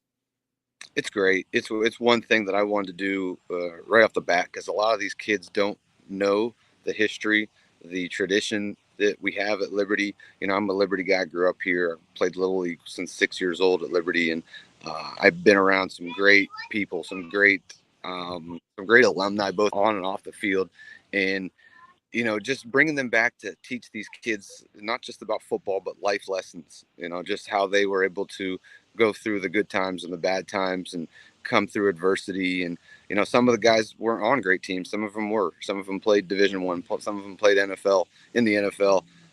So it's just been great to have them come back and to share their experiences with the kids and help the kids understand, what Liberty was, what it is, what it will be. I really, that's big, for me, because I love this community, and, I'm glad to be a part of it. I want to go from talking about the legends of the past to the stars of the future and the youth programs in this Liberty football program. What have you done to build the youth programs, and how excited are you to see the kids that you haven't even gotten the chance to coach yet start to build their skills down in the youth part of the program? Yeah, the foundation of the program starts down there, and there wasn't a little league prior to me taking over. I mean, I think there was, but they hadn't played in a couple years. There were some issues down low where they weren't in a league, so we got into a league last year, and we're in a league again this year, and they're doing a great job raising money to get the kids the necessary equipment. A couple people have come on board and have done a great job just with the kids, with fundraising and kind of linking the two organizations together. That was an important thing for me. Glad it's important to them as well. We had the kids come out last year and they got in the game for free. They ran out of the tunnel with the team, and got to hear the pregame speech and just be part of that environment and that atmosphere. And when I remember when I was a kid in Little League, and just being able to look up and see guys who, they were like NFL players to me. I wanted to be like them when I got older, and it was exciting to have role models like that. So I take my kids to their practices from time to time just to talk to them and explain to them, that we're rooting for them. We got their back, and we're looking forward to watching them play and strive to be like some of the kids that are in the high school now. And the junior high program has been excellent. They were undefeated last year. They were undefeated the year before. So it's good that we have that foundation to build on. You can't build the youth foundation alone. Who are some of the big names that have really stepped up and helped you with, pouring into that and starting that back up? So some of the guys on my own coaching staff have helped me do a lot of that. And there's people in the gridiron. Todd Smith is my defensive coordinator, and he's I'd say he's an assistant head coach too, because he and I really do a lot together. We put together a lot of the philosophies that we come up with, some of the concepts that we're doing, both on the field and off the field. We have a great gridiron association. Terry Long as our academic coach at Liberty, and she's one of the hardest working people I've ever been around. She does a great job with the kids, with helping us put together fundraising and just coordinating events and getting the kids ready for college. She's a phenomenal recruiting coordinator. I can't say enough great things about her and what she's done to help. Kara Morgan and her husband, Jim Morgan, they have 2 kids on our team, and they've been a big part of putting this all together. Barry DiMattia and his wife, Tabitha. I could go on for a while. And a new person who just came in, Adam Earnhardt, has done a lot for the youth program. Really nice guy. He's a professor at YSU. His kid plays Little League, and he's been a breath of fresh air to help us get things restarted and kind of rekindling the fire down there. All right, when we're looking at the schedule, you open the season at Western Reserve. That's a big week one game, and what kind of things are you looking forward to that opening game, and some of the things that you're going to prepare for when you talk about Western Reserve? Yeah, they were good last year. They had a 12-0 lead on us, and I'm not gonna lie, I was sweating, I was nervous, and we were fortunate to put together a great second half and come away with a victory. They part ways with Jason Lude, who I thought was a really great coach, but they brought in a great coach as well with John Armini. I've known John for quite a while, both I was a reporter years ago, and I used to interview him all the time, and I know how good of a coach he is, a fiery guy who has a lot of pride and just does great. He has a great staff. They do a really good job, and I know that he's going to have those kids ready. Western Reserve is another school with great tradition, and I think they have some young upcoming players that we won't be overlooking. I know that this team's going to be ready to go, and our guys, after last year and after what we went through, I think they understand that there's no overlooking anybody on our schedule because everybody's tough. Man, you are used to seeing Coach Armini on the other side of those sidelines. He goes from a team that was in your conference to a team that's on the other side of your conference in the other tier. So that'll be fun. When other thing that stands out on your schedule is you only have 4 home games this year. Talk about making the most out of those home games and how exciting it is to just kind of try to make the most out of the 4 home games you do have. Yeah, it's the schedule before I got here was already made. So we had 6 home games last year. We got 4 this year. It's kind of weird like that. I'm disappointed that we only had 4 this year, but at the same time, it was great to have 6 last year. But this year, I think we're going to do some different events just to both get the kids excited, get the community involved, get the school involved. We've talked a lot about that with the administration at Liberty. They're on board. They've done a great job of making sure that we're all incorporated, we're all working together. I don't want to give away what we're doing just yet because I don't want to find out. But we've got some events planned, some different themes for the student section to get them kind of riled up and back involved. And it's definitely going to be a lot of fun at Leopard Stadium this year. I can't wait to get out there. I was just after practice the other day. I did a little workout of my own, and I was looking over the stadium. The sun's going down, the skies are pink and orange, and it was just a great sight. I took a picture, and it got me excited to get going. I think our first home game is September 3rd, and it can't come soon enough. You don't have to give up your secrets now, but let's have you back on. We'll have a YSN exclusive, and you can release your secrets on YSN. Sounds good to me. One of the things I want to make sure I touch on, you're about to go into a season where you give up a lot of time, and your family goes through it too. They make a lot of sacrifices. I want to let you give a shout out to your family and some of the things that they do to support you during your coaching career, and especially this time of it when it's so busy. And I'm sure there's a lot of late nights and a lot of times when you don't get home at a great time. Talk about what it's like to have a family that supports you like yours does. Yeah, I really appreciate you giving me that opportunity because my family has been instrumental in me both getting to this position and, just building this program the way it needs to be done. My brother, John Simon, helped me put together a golf outing. Really, I helped him. He did it. I just kind of helped out here and there, raised a lot of money for us. And, he's not getting paid for that. He doesn't get anything out of it except for the gratification of, seeing our kids succeed. And, my father helped me build an office downstairs in our locker room. That's just one of a million things that he's done. And my mom and my sister, my grandma, like everybody is involved. They've all done something or sacrificed their time with their own family, their children, to help me out. And I vent a lot to them, so I appreciate them listening and kind of understanding that this is a stressful position. It takes up more time than I ever thought it would, but I love what I do, and it's all worth it in the end. And they know that, and it's just amazing to have them in the stands with me. I had a chance to give my dad a hug last year after our first win. It's a special moment, and I was lucky enough to have a good friend take a picture of it. Dave Dermer, you guys might know him. He's been in the media a long time, and he got me the picture. It was just something that you don't get the opportunity to do. A lot of people don't get the opportunity to do, and I'm very blessed and fortunate to have that.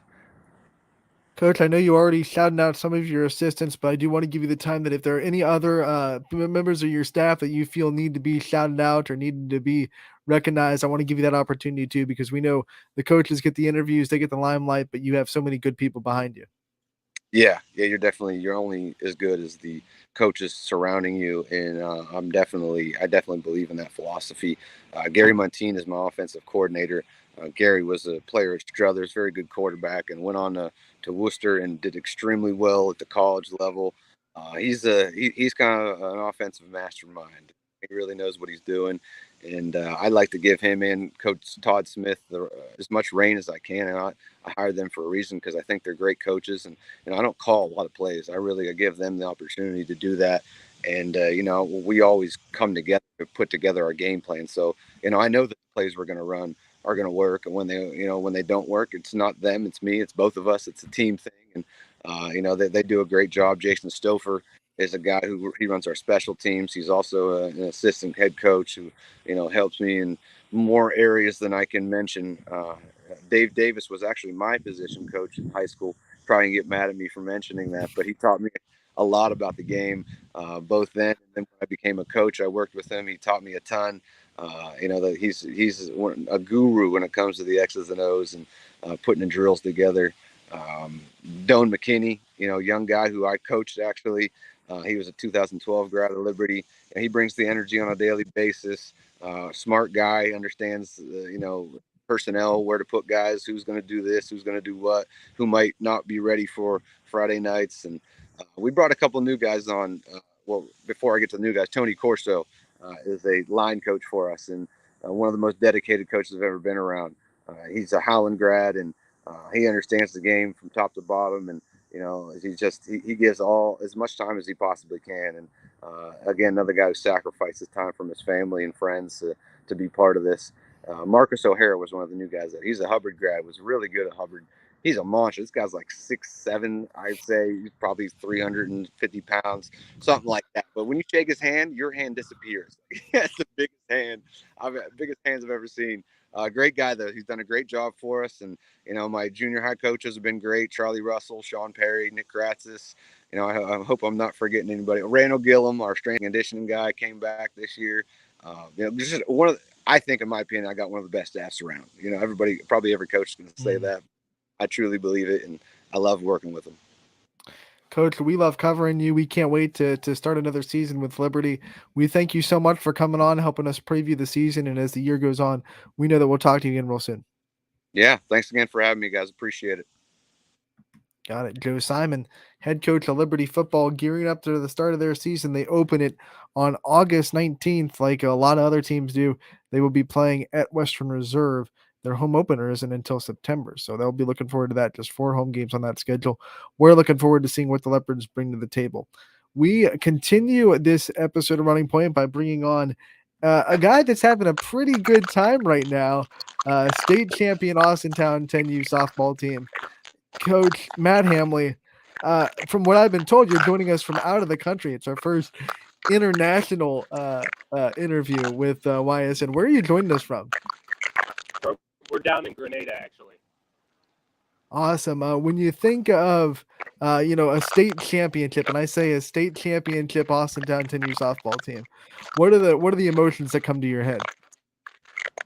Just awesome, pure joy, man. All the hard work that the girls put in all year, the coaching staff and everything. So to see them get the job done while I was out of the country, I mean, I couldn't be more happy for the girls. They deserved every bit of it, and I'm glad they got it done. I know it had to be really hard to not be there. But when you think of how they did without your presence, how proud are you as a coach to say that you've built a staff and you've built a program and you've built a culture that can survive even if you're not there presently? Very proud, man. I'll be honest, I was nervous, obviously, not being there. But we did a couple things to help smooth the transition, I guess you would say. Our last 2 games in the Girard tournament, I was there, but I kind of stepped away and let the other coaches run things because I didn't want it to be the first time without me once they got to state.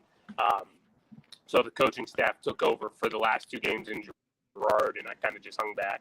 And then once they got to state and played Ashtabula, obviously getting that big win against them in the first game, I'm sure helped a lot of the tension or nerves. And that first game against Poland, though, on Monday, I knew it was going to be tough, and I knew it was going to be a learning game for our coaches. Making calls, making adjustments on the fly. But that was the 5th time that we had played Poland, so they knew what we had to do to get the job done against them. And then the way they pulled it out yesterday was awesome. It was an exclamation point on top there, and they showed them who the best team in the state was for sure. So I'm couldn't be more proud of the girls, the coaching staff, and very proud that they got it done. In our state preview, you called it. You said you'd have to go through Poland a couple of times. I think it was kind of clear that you two were the best 2 teams in that bracket because you both ran through all the other teams that you played. 6 times that team, you guys have met each other. I mean, is this the start of a little rivalry with Poland going forward? Yeah, and not to mention last year we had to play them twice in the districts as well. So that's honestly the 8th time. Plus we played them in a couple All-Star tournaments last year too. So it's always going to be a battle moving forward with Poland from now all the way up until the high school years, I would say. So yeah, I'm sure we'll see them again next year. But we knew going into state, myself and Jablonski, the coach for Poland, we knew what we were in for heading into state, and it didn't disappoint. So they say it's hard to beat a team twice. You guys beat a team 6 times this summer. I mean, This last game though is the one I want to talk because every game to this point was close. Walked it off on Monday. It was an emphatic victory on Wednesday to get the state championship. From your perspective, I'm sure you dived into the numbers and you looked at kind of the stats. What do you think was the difference in this game and this mindset to be emphatically the victors in that game? I would say the confidence had to be there on our side. There were some things that we had to figure out going into Monday's game, how we wanted to approach the pitching situation. I didn't want them to see Mila for 6 innings on Monday and 6 innings yesterday. So we had a different game plan Monday to throw Annabelle, Mikesell, at least the start of the first half of the game Monday. And she did a great job getting us started. We got down a little bit. Our team battled back from a 3-0 hole early. So once they tied that game up, and then Mila went into the pitching circle for the rest of the game. But the way the girls battled back and scored those runs, and I think it probably deflated Poland pretty good to have the lead and then to lose that game in extra innings, which obviously we didn't want to go to extra innings. But I think that was a huge confidence boost for our girls, and it probably hurt Poland a little bit. And then rolling into yesterday's game, obviously I was still nervous, but I felt very, very confident that we were going to get the job done. I predicted maybe a 4 or 5 run win, but they just came out and exploded right from the start. They got a couple runs in the first inning, which helped me out to sit here and watch it a little more relaxed than Monday's game. And then they just continued to score, continued to put it on them. And every inning, I think we scored runs every inning. Probably maybe one we didn't, but we kept the scoring going, and the bats came alive. They were able to hit Monday. They were able to hit both pitchers a little bit, so that definitely got the confidence up.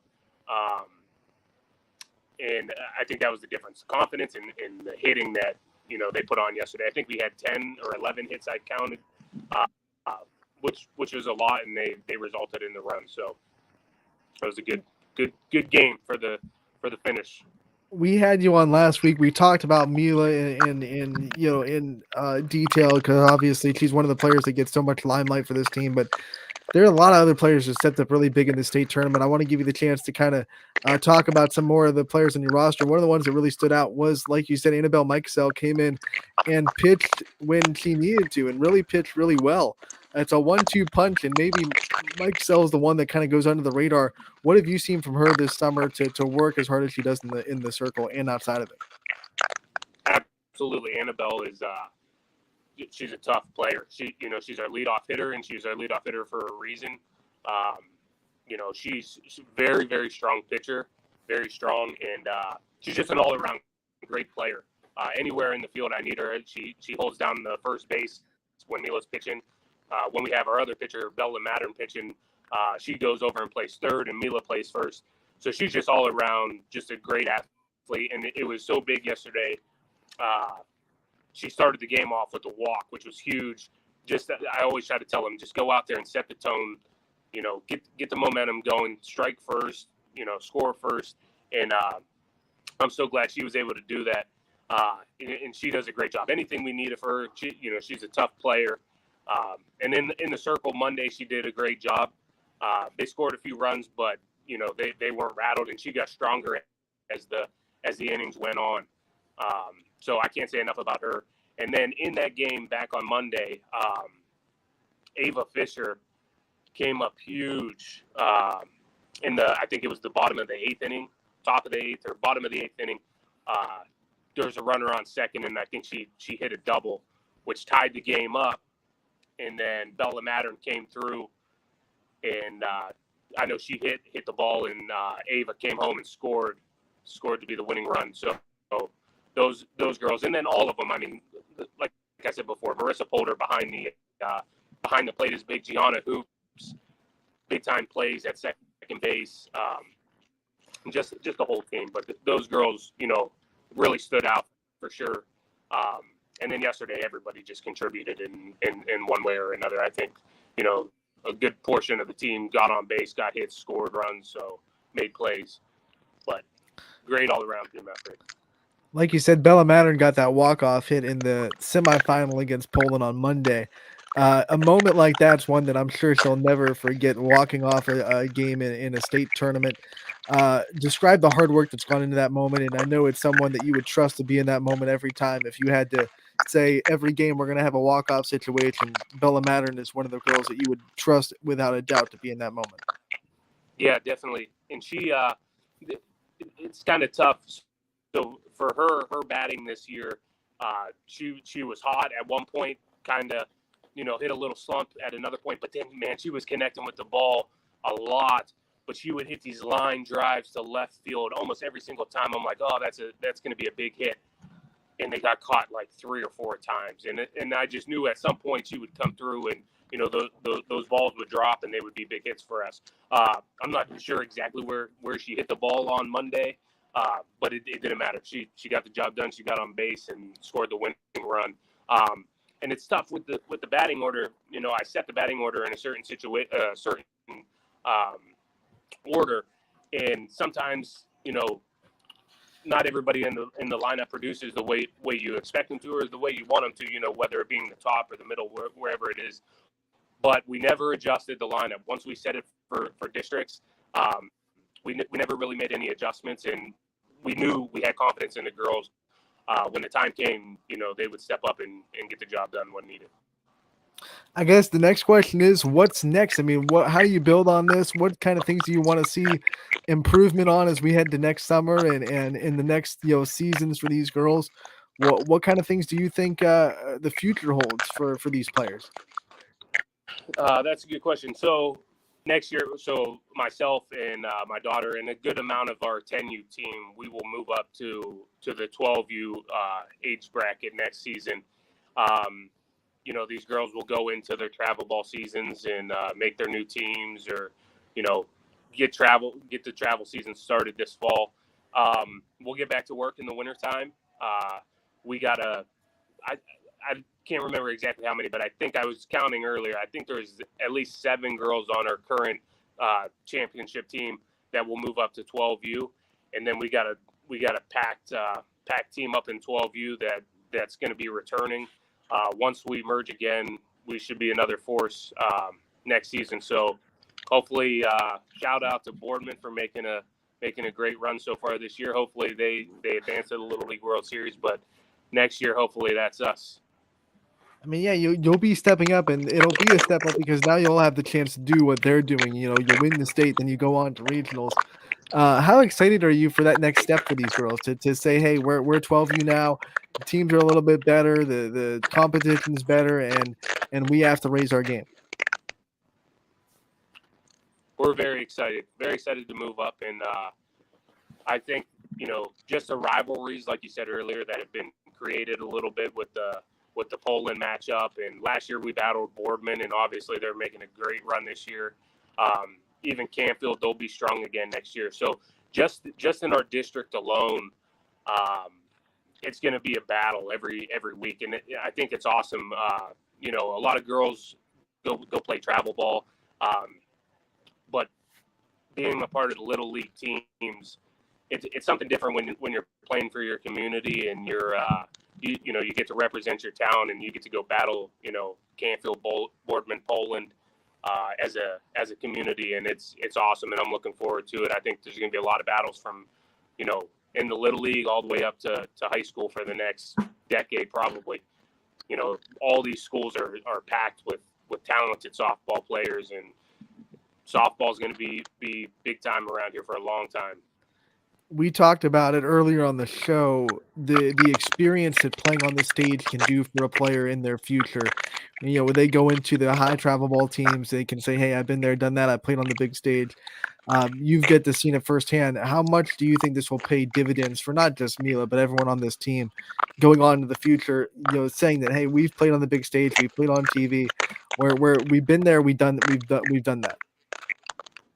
Yeah, I think it's huge for the girls. When you roll into Field of Dreams and there's TV trucks and cameras are rolling, the lights are on. You're trying to win a district championship and then state championship. That's a lot of pressure on those girls, and they stepped up huge all year. And I think that'll be big time. And these girls are playing week in and week out. I know the majority of my team, my Austintown team, they just drove down to the World Series tonight or this afternoon, this morning, whatever. So now they're going to go play in the biggest tournament in Ohio, as well as a lot of the Poland girls are down there as well. So these girls are, I call it battle tested. They're playing great competition week in and week out, whether it's rec or with their travel ball teams. And I think it's just going to make them better softball players all around. Man, so you don't even take a breath when you win a state championship. Let's pack our bags and head down to the next challenge. Yeah, I'm glad that it all worked out because the scheduling between the two it was a little dicey. So I'm glad everything worked out, and I'm glad all the girls get to go down there and experience that because it's pretty cool down there. Welcome to the life of travel softball, my friend. That's how it rolls. Yes, Coach, we thank you so much for joining us. Congratulations on your team state championship. We loved covering them throughout the districts, and we love following them through the state. We look forward to next year when you make the move up to 12U. We know we'll be there once again throughout the district coverage, and we wish you the best of luck moving forward. Please safe travels back to the country whenever you do make that travel back, and we look forward to talking to you again real soon. Thank you. Thank you for having me and supporting the girls. I appreciate it. Matt Hamley, the head coach of the new state championship Austintown 12U softball team. They won over Poland last night 14-2 to earn that state title. It was their 6th win over Poland in the summer. And like he said, it's a building rivalry, and a lot of their girls are going to move up to 12U. I'm sure Poland has a good number of their girls that'll move up to 12U. So that'll be something to look forward to next summer when we start districts back up again. Speaking of 12U, Boardman is in action today as they play Missouri in the regional semifinals at 4 o'clock on ESPN+. Make sure to tune into that. The Scrappers are in action. They're on the road for State College, so it won't be a YSN broadcast, but you'll be able to get the State College link from the Mahoning Valley Scrappers page on ysnlive.com. We stream that, so make sure to check that out as the Scrappers continue their season in State College today. They lost last night, but they won the series against Frederick. They are 3-3 as far as the new standings go. Remember, the draft league repeats the standings after the first half. So after the MLB draft, they kind of reset. And right now, the Scrappers are right in the middle of that with a 3-3 record. They go to State College this weekend, back home next week for 6. So they're still in that middle of that stretch where they play 12 home games in 15 games. So make sure next week when they come back home, you get your chance to see the Scrappers. Things are starting to heat up, and the chances to see them are running low. Once again, Boardman plays tonight as well. 12U softball. They will play at 4 o'clock against Missouri. Winner goes to the regional championship. Losers still alive. They'll have to fight their way out of the losers bracket. It's double elimination until you get to the championship. Make sure you tune into that. Ty will be back tomorrow, and we will talk to Tyler Armstrong, who is one of the big members of that Astro Falcons 18U team, and also going to be in Texas for that Palomino World Series in Laredo. So he's going to be joining us from Texas to talk not just about the Astro Falcons season, but also his commitment to East Georgia to play baseball at the next level. We're going to talk to him and a couple of more guests, hopefully on Friday's episode of Running Point. Ty will be back. We'll be back for 12 to 2. Casual Sports Podcast coming up next from 2 to 3. Power Hours got you covered from 3 to 4.